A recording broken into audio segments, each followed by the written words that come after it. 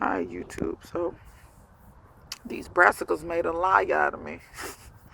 I never did go back and put any fine like soil more like that. I just left what I had in here, and I planted oh my goodness, what did I plant? I think this is cauliflower. It's either cauliflower or Brussels sprouts. And you see the germination rate. Like I was saying, it's not that they won't germinate. It's just usually that they like to germinate in something a little finer. But it looks like because this was a little bit more coarse, it was able for it to push through because you can even see more coming up. But these apparently have been up for a few days. Whereas over here, the germination isn't so grand. These weren't the greatest seeds in the world either. And something had already bitten that one off because I barely touched it and it fell over. But I'll give this some more time, a little bit more, not much more, because if this is all I'm gonna get is, and this don't count, so let's put that out the way so we don't think that that counts. If this don't do more than this, I got some kohlrabi that I want to plant, and my eggplants are still setting fruit, and they still have flowers, which is amazing.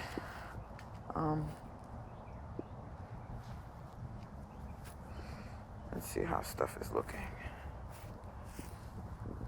Turmeric is putting on another leaf there. That one's putting on another little leaf down there.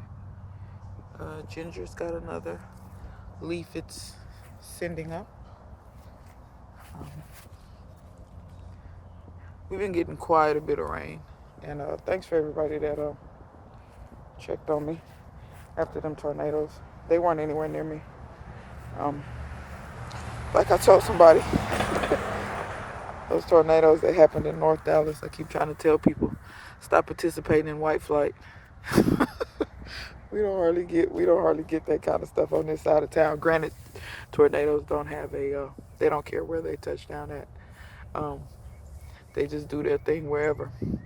You can see whatever, oh my God, whatever brassicas I planted right there, so many of them came up. Like a lot of them came up. That's cool. Y'all see my greens put on some, remember I snapped all the tops off? The other one over there, it didn't want to come back, so I pulled it. I got too many collard seeds for me to be fighting with one plant. But as y'all can see, the peas are growing. That's another pea right there. I got some, some little stuff germinating. That's another pea over there. This pea here, I'm trying to get it to wrap around this. There. Now maybe you'll wrap around and you'll grow up this bamboo. There's another pea plant over there. And then there's this pepper. I don't even know what kind of pepper it is. 2 or 3 peppers that germinated. Don't know what those are. Oh well. Over here, if you guys can see that the peas are germinating. They're pushing the actual pea above the ground. Look at this. I guess flies sleep when it's winter. Look at that. You can just like touch them and they don't fly off. I guess they're sleepy because it's cold. I don't know. But look at this. The pea kind of turned itself upside down. We'll just drop you back in. But yeah, you can see how some of them, the roots had to, I'm not really liking this. Yeah, I know you're trying to orient yourself, but you're going like, sometimes when I see that, like, see how the roots, you can see the root and then you can see where the leaf is coming out. They'll straighten themselves out though. They will get some act right. Okay, that fly died. But yeah, you can see the peas are germinating. There's some peas over there germinating. So I should have a nice amount of peas. Some of these are like right on top of each other. But it's really okay in my book. Let's see. Your root was kind of long. I mean, these don't have to be spread out, but I'm going to spread them. Just because I feel like they don't have to be that on top of each other. Yeah. Let's see. One more. Let's move you. You don't have to do all this, folks. I'm just thinking to myself, they don't have to be that close on top of each other. Melons, not liking the cold. They're not liking the cold at all. Pepper, doesn't care. It's gorgeous. Do we have any that are ready? Nah. Well, I mean, you can harvest peppers at any time. But you can see I have 1, 2, 3, 4, 5, 6, 7, 8, 9, 10, 11, 12, 13, 14. More blooms. More of all of that. This is a freaking weed. Get rid of you. Why have I not been weed eating this tuft? That needs to go. What's crazy is where the melons have some insulation from other plants and whatnot. They don't wilt back. So that's interesting. These are kale and radish. A mixture. The bigger ones, 9 times out of 10, are radish, because radish grow so fast. You can also tell by the kind of reddish stem. It's probably a radish. But the other brassicas in there are kale. I don't know what that is coming up. That's a seed coming up. We must have had a rogue pea plant in here. Same thing over here, radishes and kale. All that stuff is coming up. Wow. This over here looks very interesting. What is this? I don't even know what that is. So it looks like a root or something. I don't know. I don't really care. I put radishes over here and carrots. I don't seem to be seeing any carrots yet, but I see plenty of radishes. And I know I showed someone how to thin before, but I may thin those a little bit more and show again how to do that, in case anybody didn't catch it or didn't understand or whatever. But yeah, see how they have no protection from anything over here. But where they're mixed in with the tomatoes, you see it's a little bit more insulated. So I guess I could take this time to explain about microclimates a little bit. So for those who don't understand what a microclimate is, you can create spots in your yard that will naturally stay warmer on their own. When you see this jungle like this, and people wonder why I grow like this and I don't take all the extra stuff off my tomatoes and stuff, I don't do that because I usually let stuff like this go all the way until frost. This melon might get pulled early. As soon as the melons get ripe, I'm going to pull that plant. But this is perfect for the purpose of this explanation. So what is a microclimate? When all of this stuff grows together like this, even though it's not protected, like you don't have anything over it,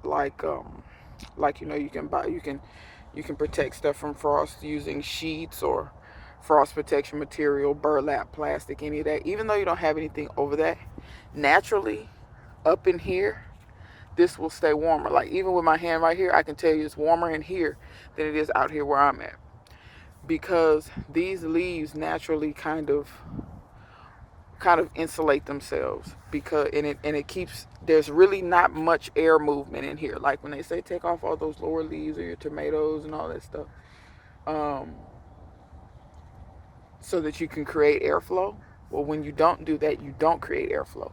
So there's no airflow in here, so that the cold air really can't get in here. Not really. Not as if it was free flowing, as if I had thinned all this out.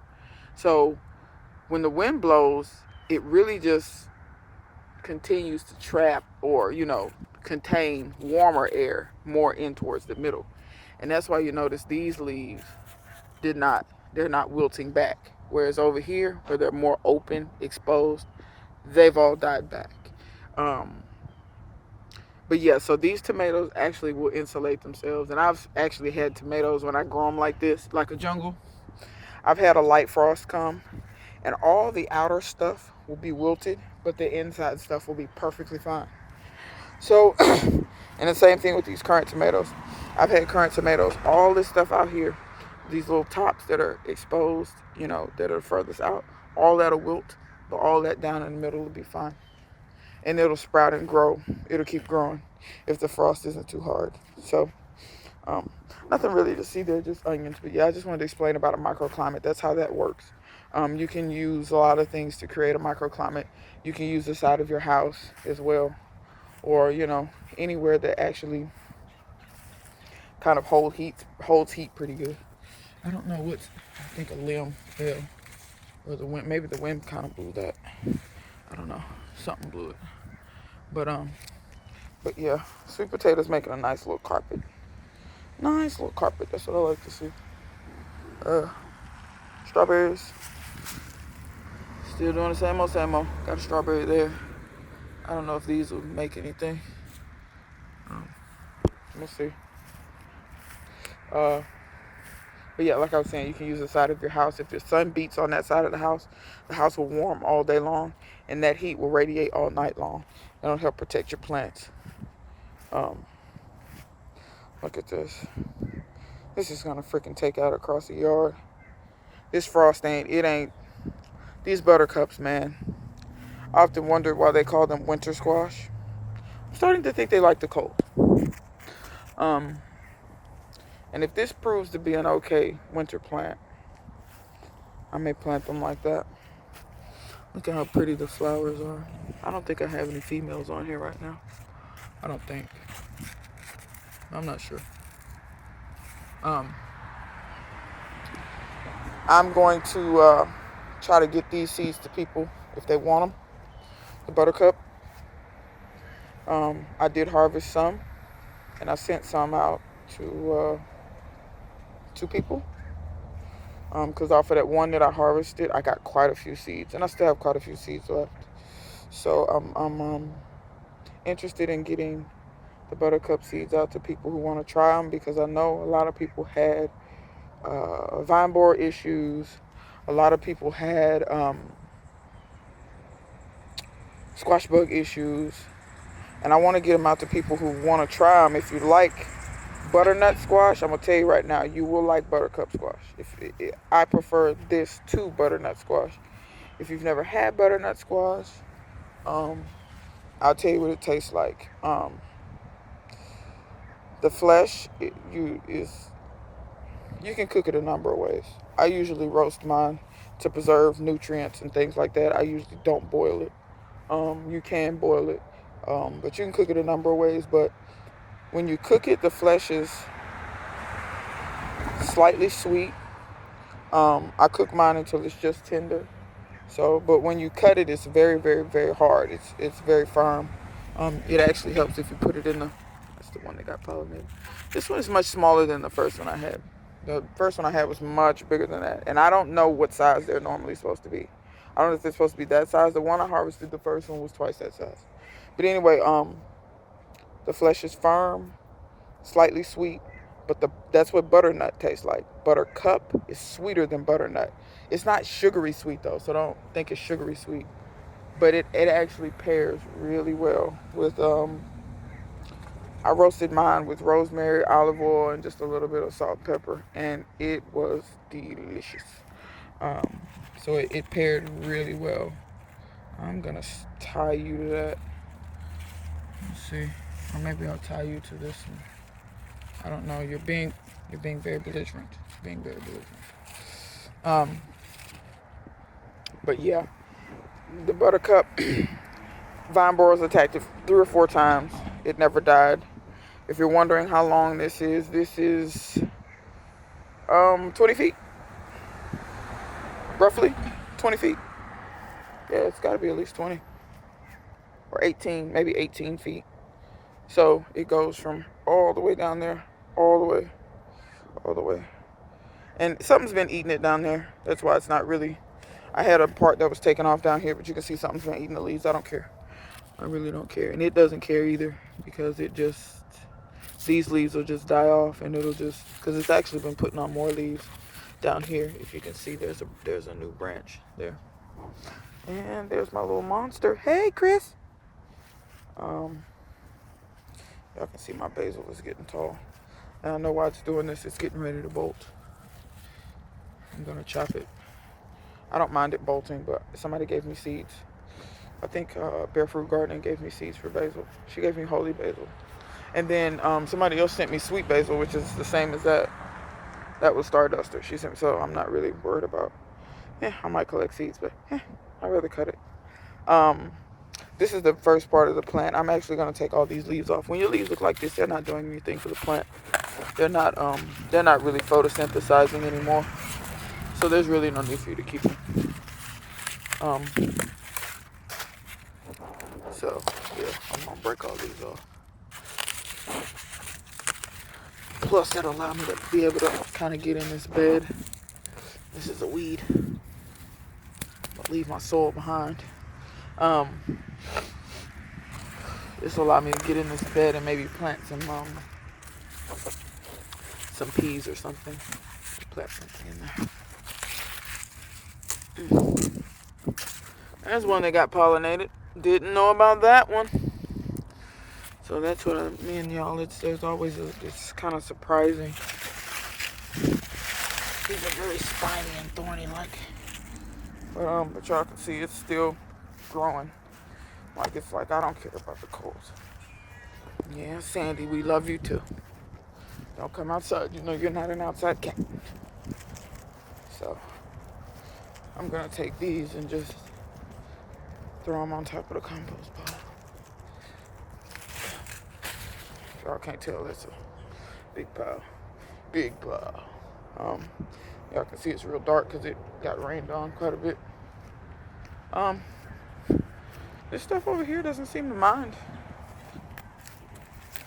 These sunflowers, they're as tall as me. I'm 5'8". They're still putting on sunflowers. I mean, not sunflowers, but leaves. They're still growing. But yeah, the tallest ones are tall as me, and I'm 5'8". So we got some peppers still ripening. Y'all see that one in there? Plenty peppers. If anybody wants those Creola Sella peppers, let me know. That's not a problem. Each one of those peppers has a lot of seeds. I think one pepper had like 20 or 25 seeds. So really I'm coming over here. There's not much to see over here. I'm coming over here to check on my persimmon. Look at that. Ain't that pretty? It's not ready yet, but it's getting there. And I came to check on my kumquat. They're not ready either, but look how pretty. And I want to stress again, this little cluster of trees, if y'all ever wonder why I have all this together, this is because it created a microclimate. So once again, and usually the colder it gets, I'll move all those pots as close together as I can. And when you move them close together like that, like I said, it doesn't just stop airflow, but it slows it down a lot. You can't see with your eyes. There are scientific studies, like if you look at wind tunnels and stuff like that, and I know it's nerdy as hell, and who watches wind tunnels?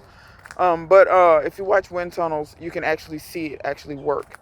They'll cluster stuff together, blow wind across it with smoke, and you'll actually be able to see the smoke will not travel as freely through all these leaves and limbs and stuff.